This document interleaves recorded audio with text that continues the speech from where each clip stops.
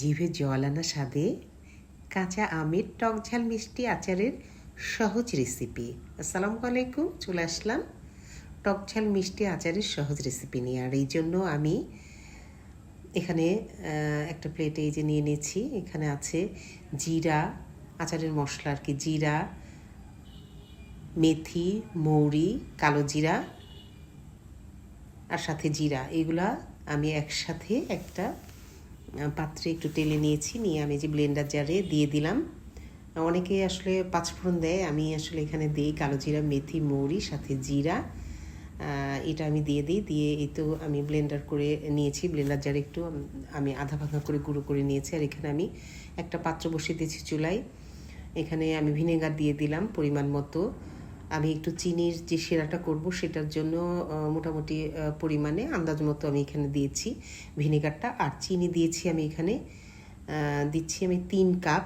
আর আমার আম নিয়েছি আমি কুচিয়ে চুনে ভিজিয়ে রেখেছি, কুচি করে আম নিয়েছি 2 কেজি। আর এখানে 25টা শুকনো মরিচ আমি কুচিয়ে নিয়েছি, সেটা এই শিরার মধ্যে দিয়ে দিলাম। আর এখন এখানে আমি অ্যাড করব রসুন কুচি, 1 কাপ রসুন কুচি আমি এখানে অ্যাড করছি 2 কেজি আচারের জন্য। আর লবণ দিয়েছি এখানে 1 টেবিল চামচ ভরা ভরা।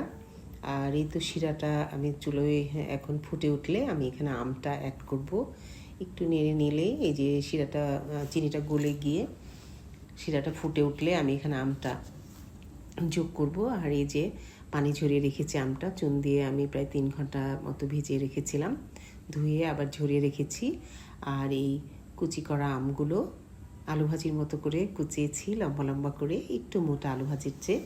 আর এই আমগুলোকে এখন এখানে দিয়ে মোটামুটি একটু আঠালো হয়ে আসলে আমি চুলোটা বন্ধ করে দিব।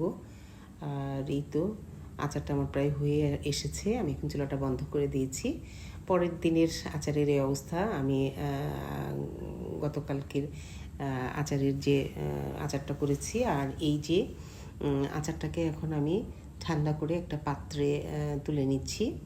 আচারের মধ্যে আমি এখন সর্ষের তেল আর আমি যে মশলাটা গুঁড়া করে রেখেছি আধা ভাঙা করে, সেটা আমি সুন্দর মতো এখানে মিক্সড করব।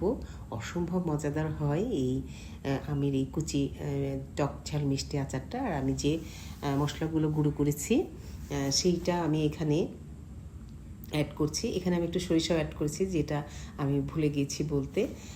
তো এখানে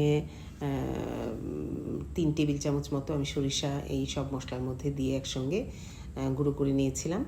আর এখানে যে একটু তেল আর মশলা, সর্ষের তেল আমি দিলাম সুন্দর মতো, একটা কাঠের নাড়নি দিয়ে নেড়ে সুন্দর মতো মিক্সড করে দিচ্ছি। এখন একটু রোদে দিয়ে বয়মে সংরক্ষণ করতে পারবেন, বা আপনারা যে কোনো জারে বা আপনারা ফ্রিজেও সংরক্ষণ করতে পারেন। অসম্ভব মজাদার খিচুড়ি বা ডাল দিয়ে ভাতের সাথে এই আচার আসলেই খুবই মজাদার এবং সুস্বাদু।